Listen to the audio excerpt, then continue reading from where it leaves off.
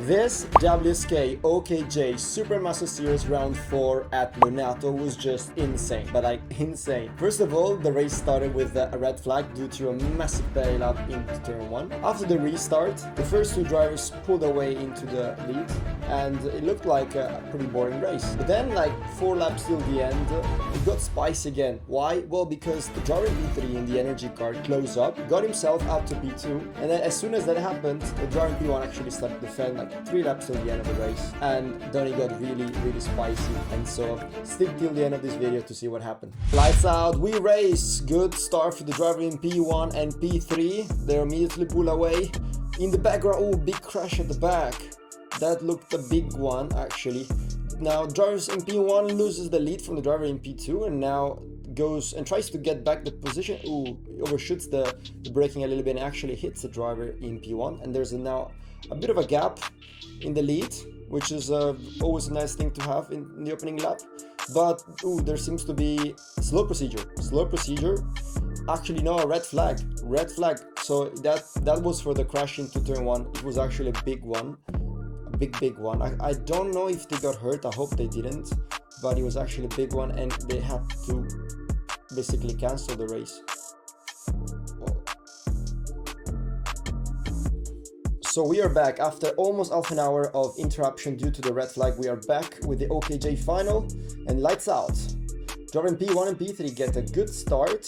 The P3 actually gets a switchback on the exit.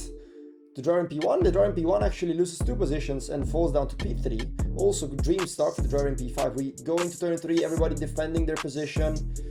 And yeah, no crashes in the background thankfully, but the group spreads out quite quickly actually. The driver in P1 and 2 gets a pretty comfortable lead over the driver in P3. And then we got the 2 energy cards in P4 and P5. The 2 energy had great pace over the whole weekend actually, and that final, the driver in P4 that is now P4 is going to be flying, and as you will see now it gets already up to P3, and that was quite a dive bomb, but that was very good overtake. Now the driver in P1 and 2 get a mega gap, I would say, almost like I would say more than a second of lead, yeah, about a second actually, but then the driver in P4 actually chooses to go back into it and goes for the move, and again the gap between the top 2 and the P3 expands even more. That's the dream scenario. You went from 8 tenths all the way up to 1.2 seconds. I mean, that's the dream scenario, right? Because if you are the driver in P2, ooh, goes back into it in the chicane, that's a good place to pass. And the driver in P4 gets back to P3, the energy card, so he was determined to get back his position. Missed the apex there for the driver in P1. Now there's almost 1.5 seconds. He defends the energy in the last corner to prevent getting passed back. You know, this provides a massive breathing room for the top 2 drivers, because by doing so, they pretty much guarantee themselves at least a P1 or P2, which is, I mean, a great thing. And it was a good decision, to be honest, for the driver in P2 to not even try to overtake. I guess they understood that they should have collaborated, so they didn't. The driver in P1 did not defend, the driver in P2 did not attack, and so now they have a healthy 1.6 seconds lead onto the driver in P3, which if they have the pace, it's going to extend or at least stay like that. Yellow flags now here. There's a big crash actually there, but the problem when you are leading the race, most of the times you pick up all of the dirt on the track from the drivers that have been colliding and crashing in the background and then going back on the track and bringing so much dirt. It's so annoying when you're leading the race and that's happening, but it's happened to me many times. So that's one of the reasons, by the way, when you are leading a race and you are like struggling with pace at the beginning and it's like sliding so much, because think about it, everybody in the back is just driving off the track because they're crashing into each other, the back markers, and then they're bringing so much dirt into the track. And so when you're the driver in the lead, or the driver in P2 anyways, you're collecting all the dirt that these drivers behind are basically throwing on the track, almost like the bananas from Mario Kart in a way. And yeah, you just easily miss the apexes and you easily, you know, miss braking points, and that can cost you like 2-3 tenths per lap. And that's exactly why the energy guy, maybe not in this case, but I would say that's probably one of the reasons why the energy is able to close up big time and already closed up 2.5 tenths in one lap. But anyways, at this point of the race, it looks everything a little bit boring, so let's skip to when the action begins again. Driver in P2 goes for the move. I think it sensed that the energy was arriving and he had to take the move. He has been following for 6 laps in a row, and now I think it's time for the Paralin to follow instead. So with the Alpha Race distance gone, now the P1 and P2 are being closed, are being caught up by the energy, which is now only 7/10 off from the, what was that, like 2 seconds of lap 2, lap 3, or maybe it was like less, or 1.6, 1.7, I can't remember exactly. But yeah, the energy is closing up massively, and it looked like at some point that the Paralink would kind of pull away. It built like almost like a 3/10 gap, but I guess yes, it was a bit of an elastic effect. In some places the Paralink is a bit quicker, in some places the Fusion is a bit quicker, and so it was yeah, it was not possible for the Paralink to completely pull away. But yeah, the energy is closing up big time. Now it went from 7/10 all the way. What is that now? Still 7/10, or I think now it's 6/10. So yeah, it's closing up massively, and let's see to when the energy is gonna close up, what's gonna happen. With just 4 laps remaining, the energy has arrived. It closed up the gap that was initially like 1.6, 1.7 seconds, and now he's joining the party for the win. And it's just a matter of time till he chooses to take the to take the move. The driver in P2 seems to be strongly compared to what he used to do at the beginning of the race. He looked a bit more strong, maybe tire pressures, I don't know, but he looked a bit strong. And now he gets overtaken by the energy. So the energy puts himself into P2, defends here because he doesn't want to get overtaken back, and he does a bit in the last corner too. So he assures himself to have 3 laps now to just try his best to close up onto the lead. I think he's gonna close up. Let's see if he's going to. But then one thing is close up, another thing is to pass.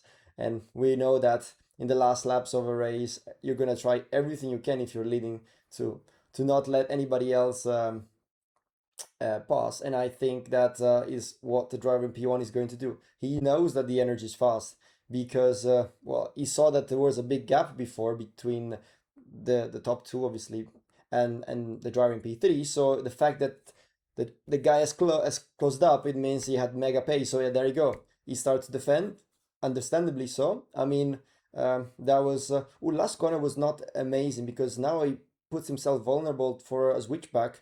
It was not a proper defense. Elbows out, gets past, but then he goes for a switchback intelligently, actually. And now the driver in P2 goes down to P3. So good switchback for the Paralin. Now in this thing, now think about it, guys. In this moment, it's all about racecraft. The speed, like the pace, does not matter at this point. Look at that. It's all about racecraft because in the last 2 laps of the race, in this kind of battle, you just need to be clever and take the right decisions in the racecraft. Now, I mean, the pace doesn't matter anymore. So you gotta be strong. You gotta be clever in this scenario. So now defending for the lead, 2 laps remaining. I think that's gonna make him vulnerable again on the exit, like the lap before. In fact, that's what happened. Gets switched back not by 1 but by 2. So Jordan P1 gives up the P1 actually. That was proper lunge. And now, squeezing in the grass. It was on the edge of regulations actually. I can't remember if he was alongside, but yeah, normally you're not allowed to squeeze anybody onto the grass that's alongside you. Defense. Now he gets back from P3 to P1, the fusion, and now he needs to defend for his life. Now the driver in P4 joins the party for the win, and so it's it's now gonna be very, very, very interesting. Last lap of the race coming up, and 2 corners. They're all defending. Now it's very important to defend, but not give up. There you go. He did a good job now because he did not allow them to switch back on the exits. He did the proper defense now.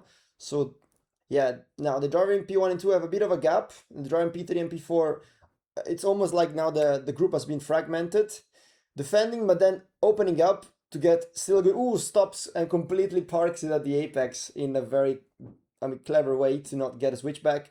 The driver in P2 almost gets a bumper, or maybe he did, because it was a proper smash in the middle of the corner, but he kind of had to expect it. I mean, he was not going to let him switch back in the middle of the corner, so he did the proper thing, the driver in P1. I mean, I would have done the same. I would have stopped by the apex to not get switched. And now in the last two corners, it's almost impossible. If you defend properly, it's almost impossible to get past because, yeah, that's what he did. In fact, the driver in P2 tries anyway, but it doesn't. So great job to the driver in P1, the Fusion. He did a very good job in defending. Let's look again actually at the defense into the last sector, and I'll explain to you why I believe it's almost impossible to get past if you defend properly. And the reason why is that you have, for example, now a right-hander, and so if you let the guy go around the basically around the outside on the exit, so no, well, on the inside of you, like in this case, he's gonna find himself trying to switch back you, but then he's gonna find the outside for the next corner, all right? And that's where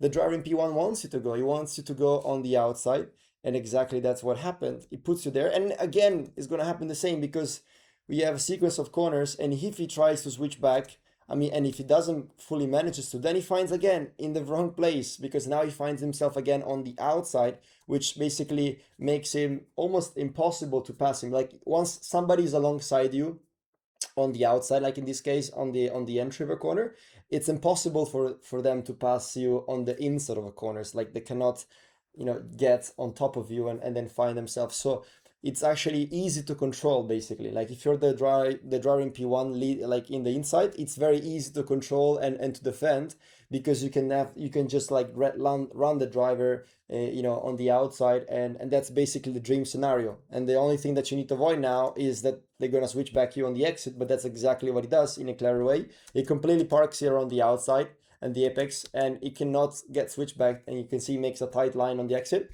The driver in P3 actually has a look at it, and he desperately tries for a move, and he actually clips him. So now the driver in P2 almost not only doesn't he gain the P1, but he almost loses the P2. So that was, as I say, if you defend properly into the last lap, it's going to be almost impossible to get past, especially in the last sector here at Lonato. And that was a clever drive and an intelligent win for the driver in the Fusion.